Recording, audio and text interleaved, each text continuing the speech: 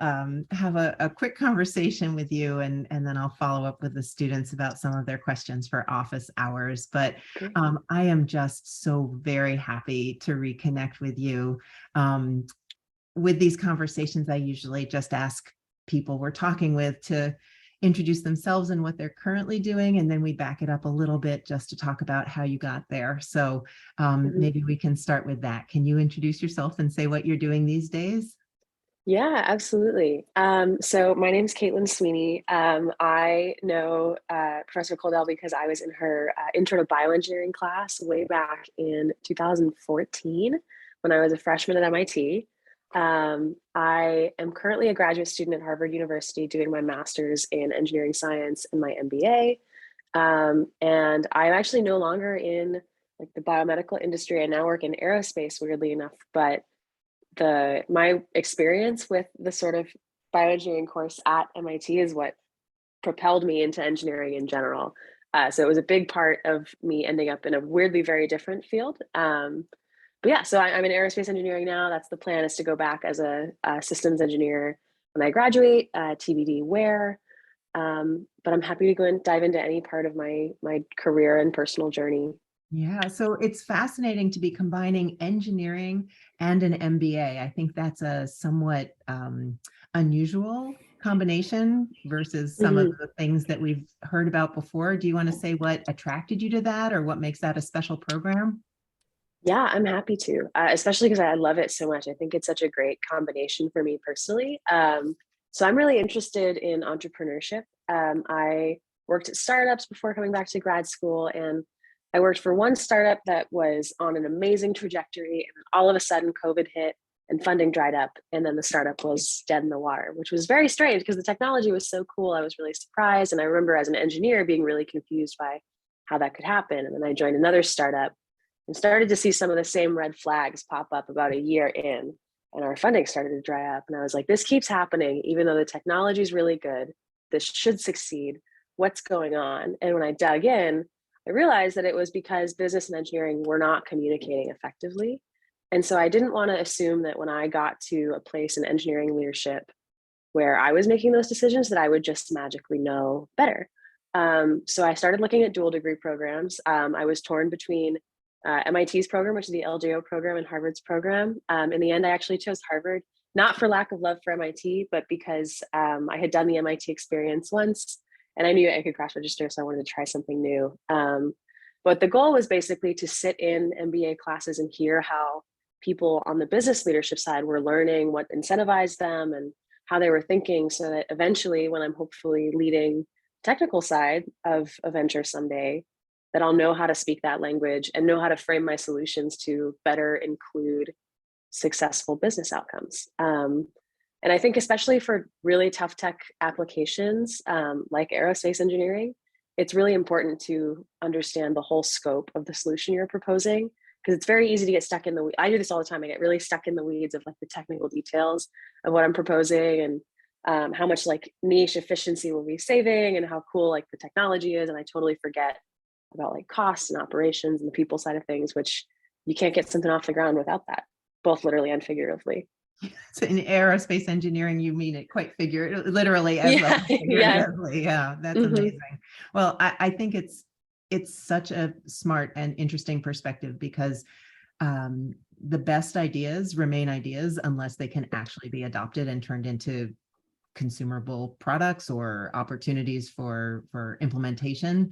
And that is the business side of it. So do you like using both parts of your brain? I love it. I think it's a really cool space to be in. It's sort of where my niche is in engineering, is being able to like communicate ideas effectively and think with both sides of my brain. I think it's a really fun problem solving challenge, especially to have to sort of switch your dialect between the two fields. Yeah, I love it a lot. I think it's a really fun challenge. That's so great. And you have, in my memory, always been a really great problem solver. That was the kind of class that we were in together, that I taught you when you were a freshman, was a problem solving class. Is that something that you've always been doing? When you were in high school, were you known as a problem solver, or had interest in that? Yeah, I started in high school. So my journey to engineering is a little strange. I came into high school hating math and science because I had at the time I didn't know it, but I had ADHD, so I had trouble focusing in class, and I like didn't think I was good at it, even though I had a knack for it. I just struggled with like remembering to do my homework and like being able to like focus on math without what I saw as a purpose. Like when equations on the board didn't interest me, but real life problems did. And I thankfully, my freshman year, had a science teacher who saw that and started giving. It was a much smaller class; it was only like 10 people. Started giving projects that were rooted in reality, like doing math to see like how roller coasters work, or like learning about like the history of engineering and how like different inventions came to be, and like mapping those out scientifically over time. It was just really interesting, and that sort of made it click that I was like, oh, okay, I actually do really, really like this as long as I can see the connection to real life. And so I got involved with robotics, a couple different projects in our hometown, doing robotics for community development. We did a bunch of stuff with our fire department, helping them with rescue safety robots, which was a ton of fun. And that's what got me into it. And then I think that indexing on creative, real problem solving is part of why the intro to bioengineering class was so impactful for me, was because it made that connection, especially in the freshman year at MIT, which is very theoretical and very like high level on a bunch of subjects. To have an elective that kind of rooted physics and biology and chemistry all back into reality was really helpful for me, and was the final straw for me being like, okay, I definitely want to do something engineering rather than the raw science, just because that's what I'm good at. I like creative problem solving, and sort of index the rest of my career on that. Oh, I think it's so wonderful to hear. And I love the connection that you keep making between creativity and problem solving. I think that when people traditionally think about engineering or even business, they don't make that's not the first thing that comes to mind for people. The deep need for creativity, and as you think about how to make something better, right? Yeah, it's crucial, I think, especially nowadays, to be thinking creatively about how to solve problems that are so complex and like multifaceted. To be able to look at it through a creative lens is critical. Yeah, I think that's something that I really like pin my technical expertise on, is being able to think with a creative lens. That's so fabulous. So you've been in Boston for a while, although you're not Mhm. calling in from Boston today. Where was your You caught hometown? me on an off weekend. Where is home for you? Or your hometown? I Yeah, I actually grew up just outside of Boston, in a town called Natick, Massachusetts. And so I'm a Boston local through and through. I did one of the startups I worked at right after college. I moved out to the San Francisco area for 2.5 years, and then came back, worked here, and then started grad school again. So I've been in the Boston area for, I would say, the majority of my life so far. Yeah, good place to be from. Lots of Hmm. great things happening here. Yeah. So um, I guess I know you've just landed and could probably use a nap, but I do want to ask, like, if you could go back and tell yourself something when you were in high school, what would that be? What kind of wisdom do you have now that you kind of wish you had known when you were starting out? Yeah. I think I wish I could go back to like early high school Katelyn, that wasn't quite making the connection between being good in the classroom and being good at something in like real life, and just give myself a little more confidence. I think it's very easy to like get very down on yourself in that stage of life. And it was a very competitive environment, like public school in Massachusetts. It's like test scores really matter. People are really like stressed about their grades all the time. I was no different. So I think I wish I could go back and like tell myself to relax and focus on what I like, and focus on learning rather than optimizing for test scores at like the expense of everything else. Because I think when I think about what was most impactful for my career later, it was when I optimized for really learning and being creative and inventive. Um, and that was where I found the stuff I enjoyed the most too. So I probably just go back and like advise myself to relax a little bit and remember that you do like this stuff and you're good at it and can do it, and just give myself a little confidence boost. Yeah. Because it's still something I work on today, but it's come a lot more naturally as I've gotten older.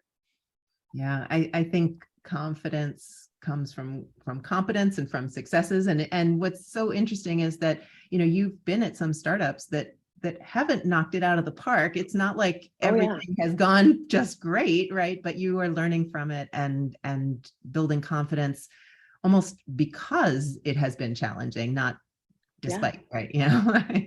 Yeah, it was really easy when my first startup went under. It was almost a year to the day after we had raised a $1.2 billion funding round. So the whiplash of like raising a ton of money, being like the new hot thing in Silicon Valley, and then literally a year later having no money and then no employees was like, it's hard to not take it personally. And I think that I had to go back and like re-remind myself in real time, like, you know, this is not a personal failure.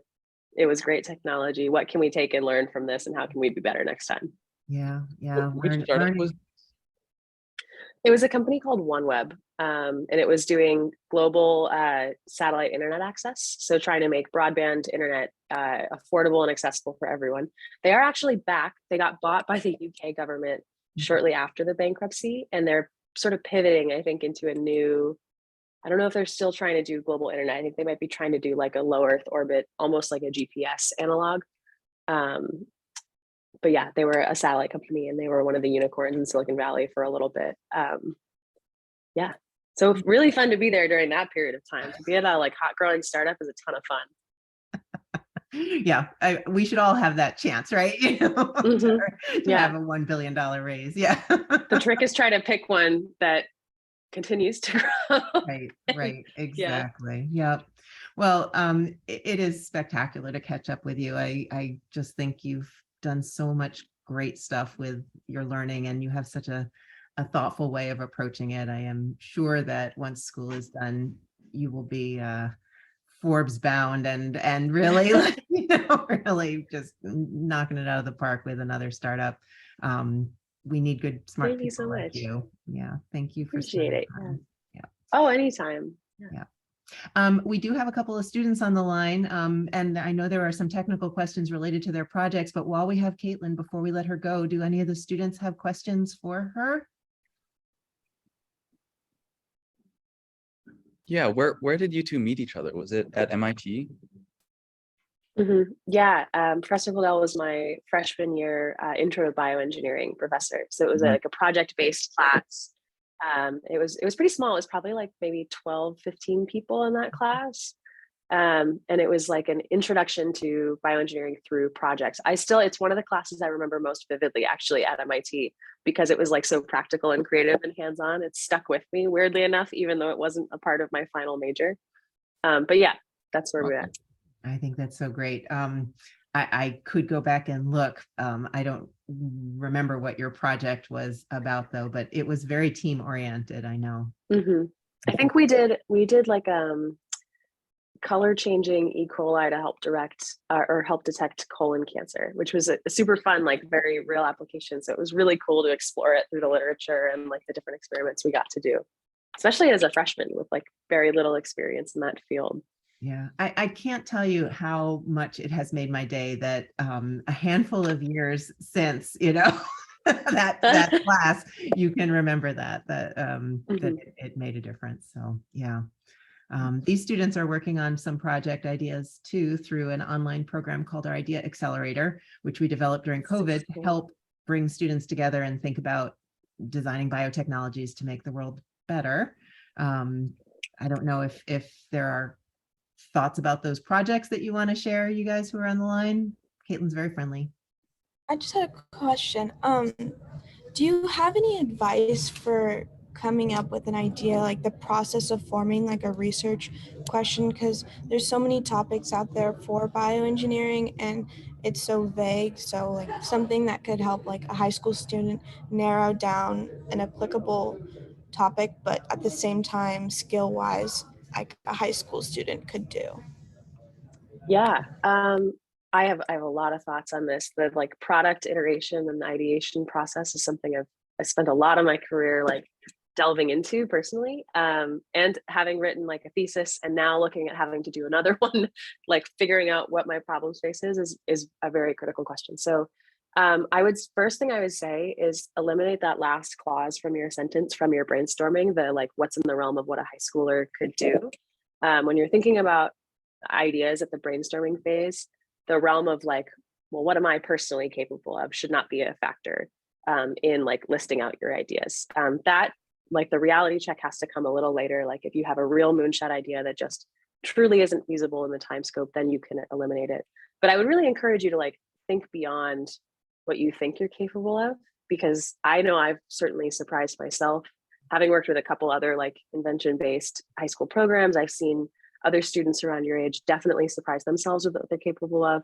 So in brainstorming, give yourself a little bit of like grace in what you can achieve. And then later on, if something is like truly out of scope, you can go back and like renegotiate how you're looking at the problem and the idea to fix it. Practically, when it comes to brainstorming, the way I personally like to do it is with mind maps. I'm a very visual person.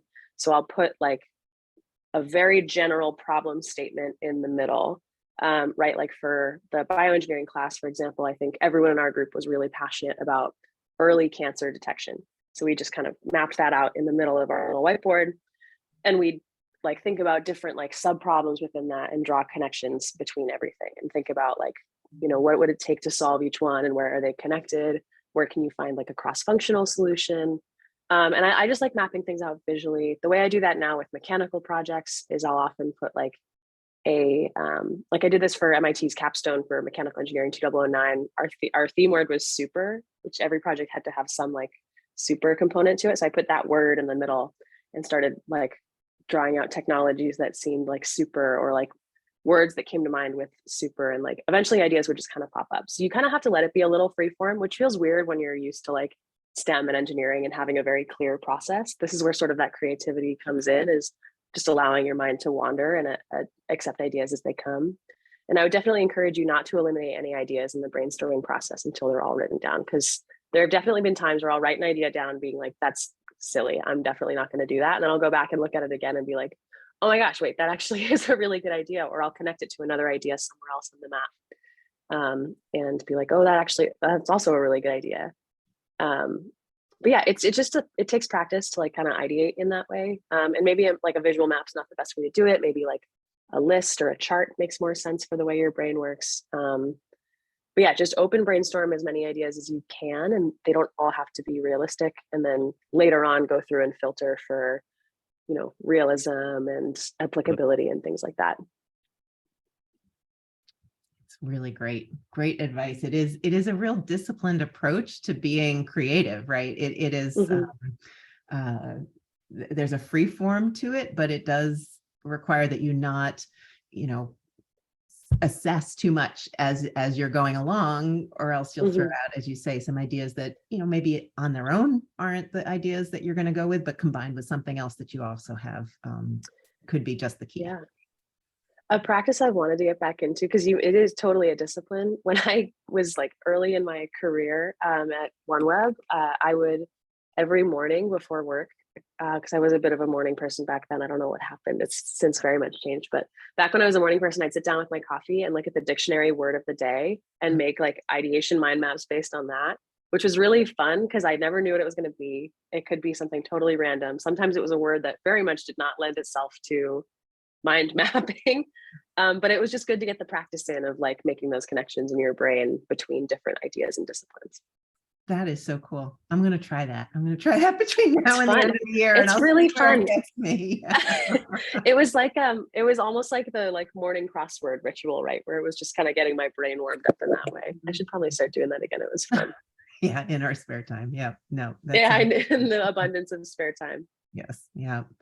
Well, it has been a joy to catch up with you, Katelyn. Thank you so much for taking some time to chat with the students. They're doing great work. This is the future of innovation for sure. They're getting very early the ideas that most of us only came to quite late. So yeah, thank you for inspiring them. Of course, this is such a cool program. I'm like so excited to hear about y'all's ideas and like what you end up coming up with.